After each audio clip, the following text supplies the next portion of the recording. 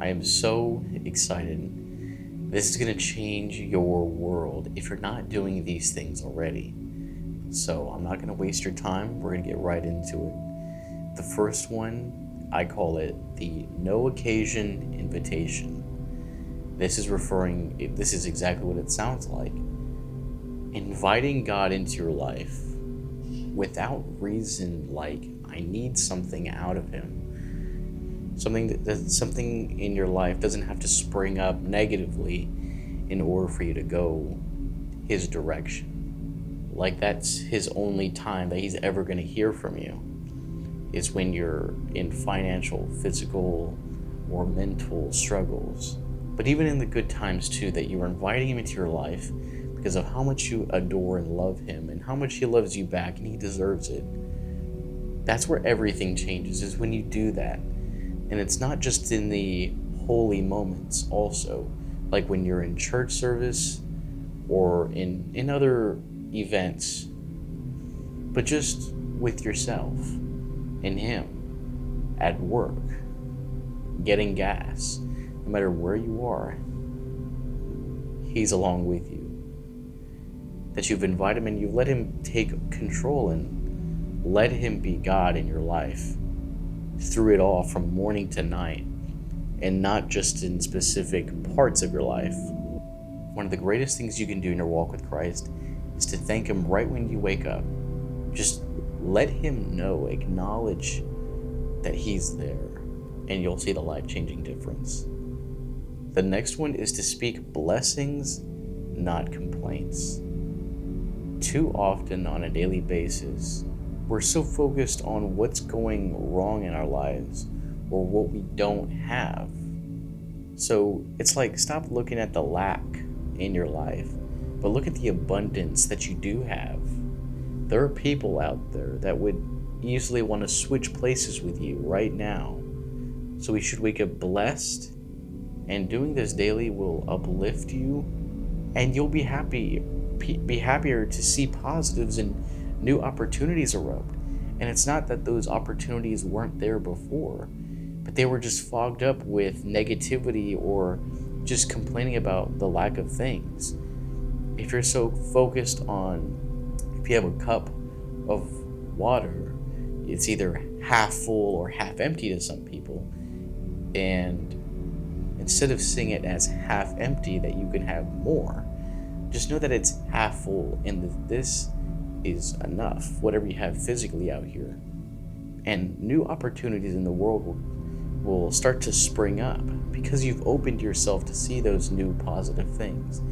When you become positive and you open your life to Christ, and the world around you is different. There's a lot of negativity out there, and some people will say that's all there is.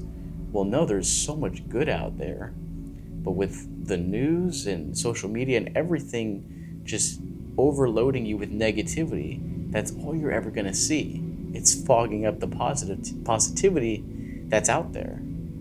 So look in his direction and clarity will be yours. This is a good one. It's let your yes mean something. This is the next one. That when you say yes, that you're going to go do something, mean it. Honor your word. I've said to God that I'm going to spend time with him. Yes, I'm going to set time to, even out of my busy schedule, I'm going to make time. And I didn't. I went ahead and did other things. Or you would just say yes to friends, like, come to this church service, and you really wanted to go. You felt really compelled to go, but in your mind, it was just like no negative things telling you not to go, or not to read your Bible, not to pray. But when you tell God yes, that I'm going to wake up, I'm going to pray, and then you don't, anything that's not keeping your word, I want you to break that pattern and start when you say yes and that you will do something, honor that.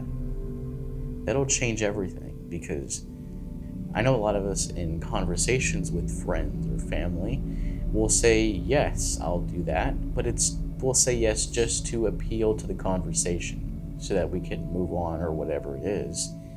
But it's important that if you say something, mean it. And it's even with a no too. Mean it when you say no. I'm not going to do that because it's wrong, whatever. Mean and honor what you are saying. Let your yes and your no mean something instead of just saying empty words. The next one is creating a space for silence. With the rushes of the world around us, everything's moving so quickly. Take a moment to just unwind. Just relax. Take a breather for a moment. Rest in the presence of God. Just absorb the love that you've been given right now.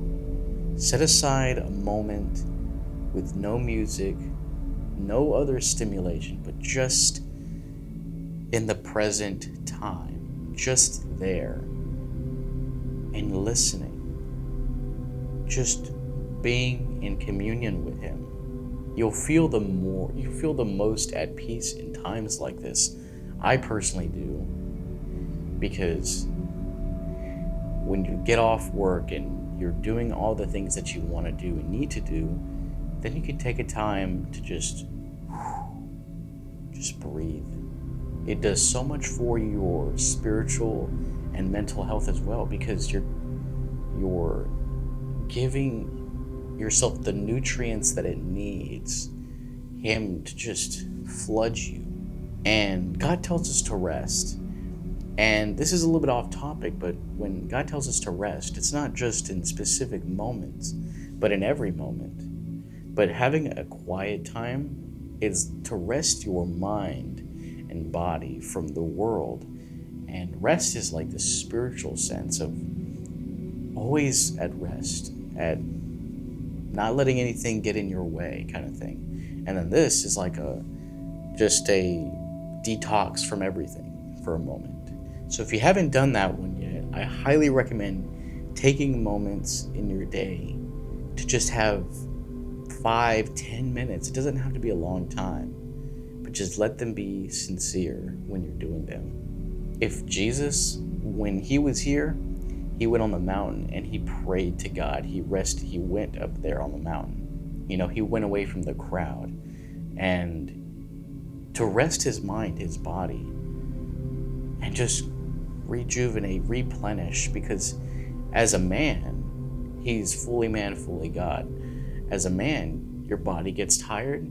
There's a lot going on, so it's a lot on the person. But the spirit, it's like having a time with God, just a quiet moment, and just getting with Him. You feel replenished again, ready to go again. So if He needed it, then it's important for us as well, because He wouldn't do something that's not important. The next one is have grace for yourself. That we need to accept the grace that God has given us. For a lot of people, it's easier to share grace to other people, but just won't accept it for themselves because they know the things they've done wrong. They feel guilty of the things that they've done. They don't feel like they're worth God's time. But you need to see yourself in God's perspective, the grace that He has given you. That's the point of grace, that you don't deserve it, but His love, His mercy for you is beyond imagination. That's unconditional love. But you need to lift yourself up as well, because you can't let yourself go. Because once you start to think that way, evil can start eating up away at your faith until you have nothing left. Love yourself, because you mean something to Him. You mean a lot to Him. If you didn't mean anything to you and you were a nobody, He wouldn't have had the urge to come down here, do all the things He did, and die for you.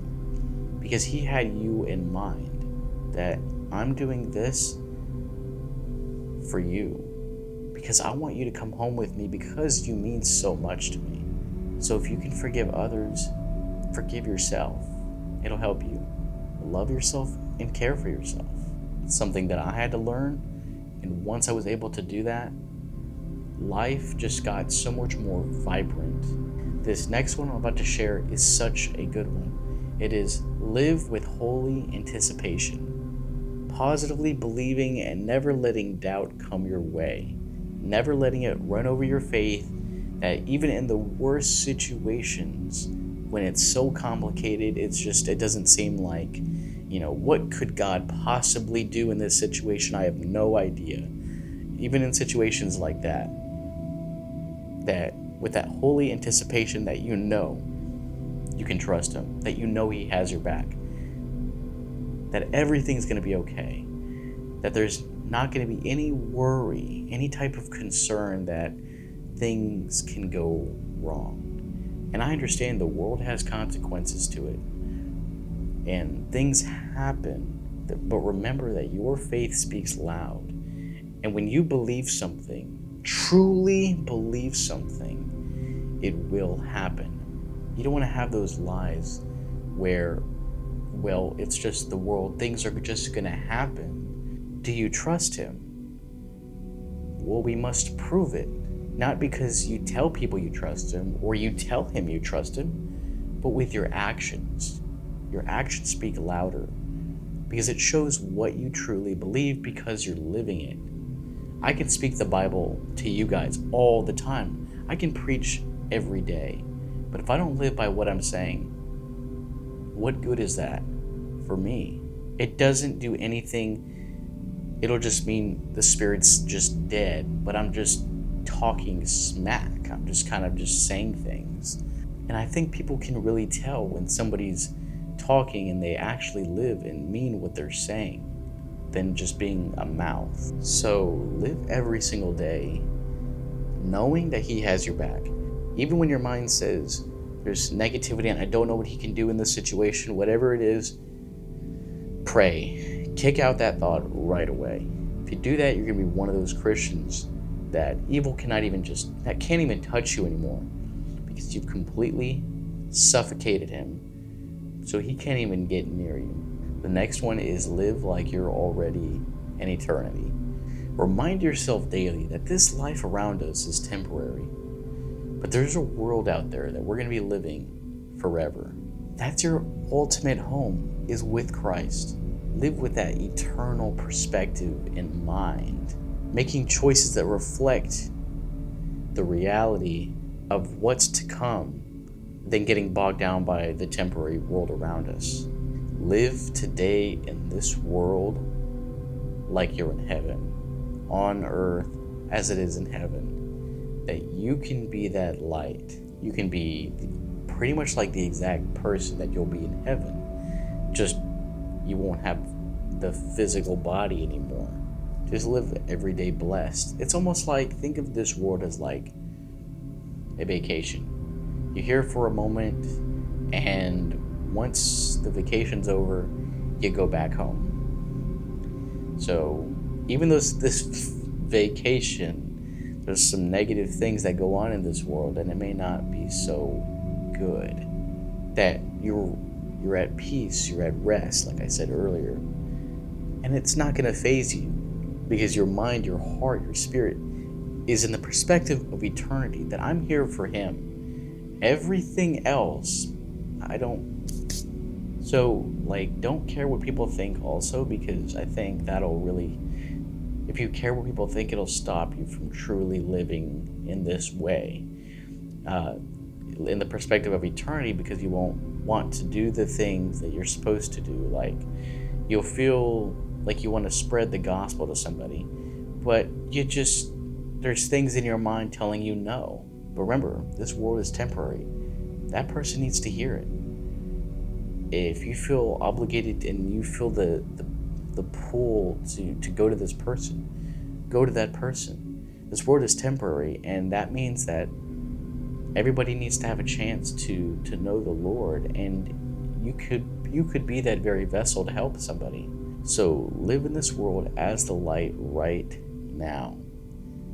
Doing these 7 things that I just listed in this video, if you're not doing them already, doing them will change your world, as I said in the beginning of the video, because it is such an amazing life with God, just living at peace, not caring about anything other than him, it's mind-boggling how peaceful it is. It really is. And I want you to experience that if you're not already experiencing it. If you did enjoy this video, please give it a like, because it lets me know that it encouraged you in your walk with Christ. And let me know in the comments if any of these 7 things I listed, you're doing them already. Or maybe tell me the ones that you haven't heard that you definitely are going to start doing. And be sure to subscribe so that you're in tune with more videos just like this one.